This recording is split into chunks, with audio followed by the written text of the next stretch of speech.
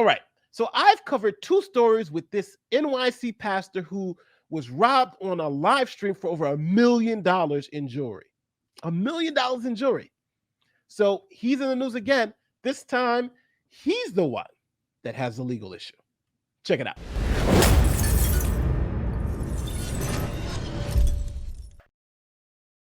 Flashy NYC Bishop Lamor Whitehead cuffed, let go after clash with woman at service. This is the pastor who was robbed maybe a couple of months ago of $1 million worth of jewelry. And he's sitting here arguing with, it seems like, one of the parishioners. So let's see what's going on. Flashy Brooklyn Bishop Lamor Whitehead, who was famously robbed of more than $1 million in jewelry, was cuffed by cops, then released Sunday after a scuffle with a woman during a live stream service. So he's having these problems with this live stream service. Every live stream is like an event, right? Just robberies, wrestling the parishioners. Now he's roughing up the women parishioners. So there's a lot going on with this at this church. It's like Sunday is like a great day for them. Whitehead was preaching on the stage of the Leaders of Tomorrow International Ministries on they give the whole the whole address of the church, and it's in Canarsie before 11:30 a.m. Sunday when two women interrupted the service. He later said in a Facebook live stream. Video of the service shows the clergyman wearing a blue and white patterned suit as he stood on stage repeatedly booming, "Let's give Jesus a round of applause," before adding, "while they take pictures and they want to be with social media." He was apparently referring to two women in the audience, including one who suddenly entered the frame and walked right up in front of him, seemingly to point her finger in a different direction. Police say the woman, who was identified as 47-year-old Tasha Howard, had been recording the service and approached Whitehead in an antagonizing manner. Whitehead quickly grabbed the woman and pushed her out of frame, the video shows. Here's him pushing her out of frame. Both Whitehead and Howard were initially taken into custody and brought to the 69th precinct. While Howard, the woman, who was charged with trespassing and disturbing a religious service, Whitehead, who police say restrained the arrested woman, was let go, cops said. The second woman, who allegedly interrupted the service, remains at large, the clergyman says. So they're looking to arrest the women for interfering with a religious service. Wow. Whitehead, who served time in prison, this guy served some time in prison for identity theft and grand larceny, was previously robbed during a live stream service in July. We all know that. Crooks made off with over $1 million in jewelry, and it was all caught on camera. We know that. The luxury-loving clergyman who rides around in vehicles such as Rolls-Royce has fought back against critics who blamed his lavish lifestyle for attracting criminals. Yeah, I think we need to think about that. If you're going to church on Sunday and there's no security at the church and you're wearing $1 million worth of jewelry, you're going to attract some unwanted attention. The pastor, who wore two blanked out watches and one ring with a large stone during Sunday service, said he was simply protecting his family by fighting back. "I'm going to protect my family," he said on Facebook live stream hours after the incident. "No one is going to come at my family." Nobody came at his family, right? The woman walked up on stage to him. What do you mean protecting his family? I love how these people always say, "I'm protecting my family." You're not protecting your family. What are you talking about? But that's the way it is. "No one is going to hurt my family ever again."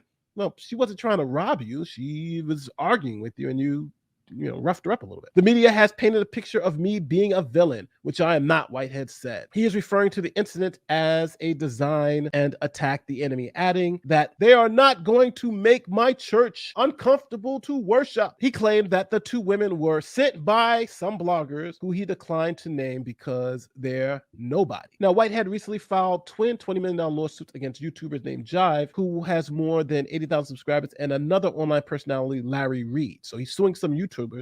Both men publicly claimed that Whitehead was a scammer, among other things, leading the plaintiff to lose business deals, church memberships, and income, the suit says. Jives, whose full name is Demarius Q. Jives, claimed on his YouTube channel last month that Whitehead is wearing the same jewelry that he got robbed in back in July, according to court papers filed in Kings County Court on Friday. Jives also allegedly accused Whitehead of drug dealing and collaborating with the Bloods and Crips. Woo! Whitehead has denied the claims and called the men's allegations all false and defamatory, slanderous, according to the lawsuit. After his release Sunday, the pastor said the NYPD failed me for arresting him in the first place. "They would never have done it to a priest," Whitehead said. "But because of the color of my skin, they arrested me.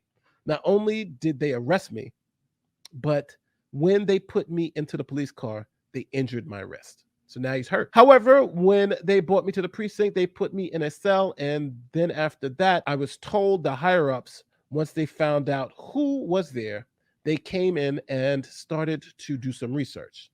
and all of the charges were dropped on me.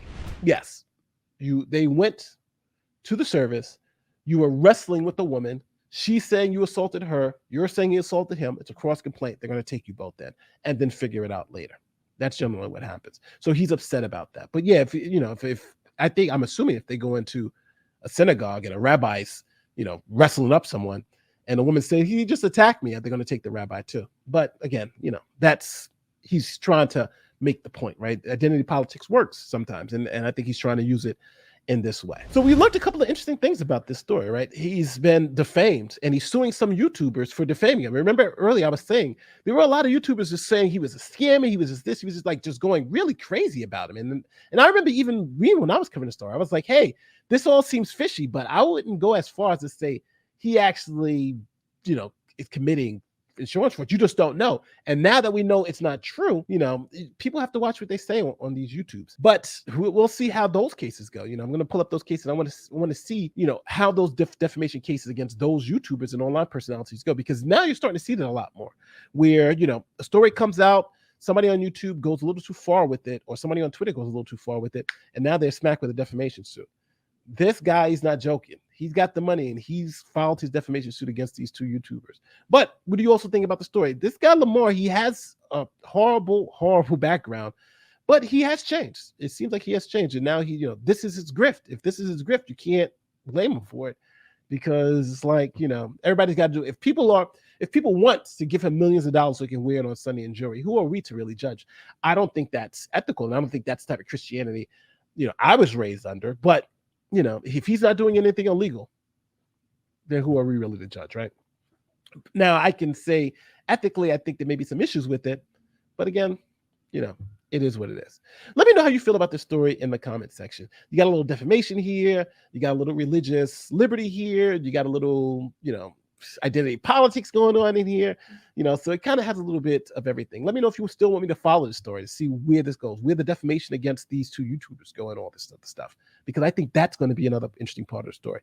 Again, I'll keep following it if there's any more major developments, but let me know how you feel in the comment section. Let me know if you think this pastor has a really good defamation case against these YouTubers. With that said, if you like this video and you like what I just said, don't forget, like, share, subscribe, do all that great YouTube stuff. And my name is Nate the Lawyer, and I'm out of here. Peace.